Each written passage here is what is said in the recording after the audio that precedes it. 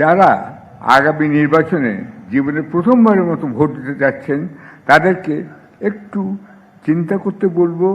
যে যা মূল্যবান কথা বললেন সেগুলো আপনারা একটু অনুধাবন করবেন, চিন্তা ভাবনা করে, আরও বিশেষ করে তরুণ সমাজকে অনুরোধ করব আপনারা জীবনে প্রথমবার ভোট দেওয়ার আগে এই অনুষ্ঠানের বক্তব্যগুলো একটু সার্বিকভাবে বিবেচনা করবেন।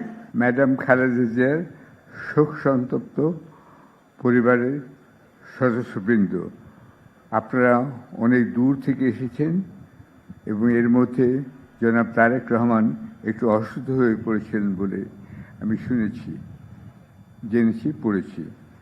আমি আপনাদেরকে একটু সতর্ক করে দিতে চাই, কারণ আমি নিজেও লন্ডন ঢাকা যাতায়াত করতে হয় আমাকে চিকিৎসার কারণেই, যে এখানকার বায়ু দূষণ বাংলাদেশের ঢাকা শহর বিশ্বের ৩য়তম। তো সেই ক্ষেত্রে আপনারা ইনফেকশনে পড়ে যেতে পারেন এবং আমার দৃঢ় বিশ্বাস ম্যাডাম জিয়া যদি ৭ই নভেম্বর অনুষ্ঠানে না যেতেন তাহলে হয়তো তিনি আরও অনেক দিন আমাদের মধ্যে থাকতে পারতেন। সুতরাং আমি যারা লন্ডন থেকে তাদের পুরো অনুরোধ আপনারা একটু সতর্ক থাকবেন, কোনো ইনফেকশন যেন না পড়ে যান। এরপর আমি যারা আজকে এখানে উপস্থিত হয়েছেন আমাদের কথা শুনছেন তাদেরকে ধন্যবাদ জানাই। আমি ধন্যবাদ জানাই যারা টেলিভিশনে এই অনুষ্ঠান দেখছেন, তাদের প্রতি শ্রদ্ধা নিবেদন করছি, শুভেচ্ছা দিচ্ছি সবাইকে, লাল গোলাপ শুভেচ্ছা।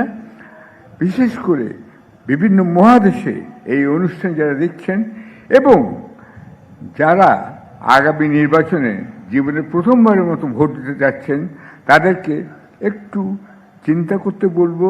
যে যা মূল্যবান কথা বললেন সেগুলো আপনারা একটু অনুধাবন করবেন, চিন্তা ভাবনা করে, আরও বিশেষ করে তরুণ সমাজকে অনুরোধ করব আপনারা জীবনে প্রথমবার ভোট দেওয়ার আগে এই অনুষ্ঠানের বক্তব্যগুলো একটু সার্বিকভাবে বিবেচনা করবেন। একটা কথা বলতে হবে, এই অনুষ্ঠান চমৎকারভাবে আয়োজিত হয়েছে, সংগঠকরা যে অনেক পরিশ্রম করেছেন এবং অনেক চিন্তাভাবনা করেছেন সেটা বলাই বাহুল্য।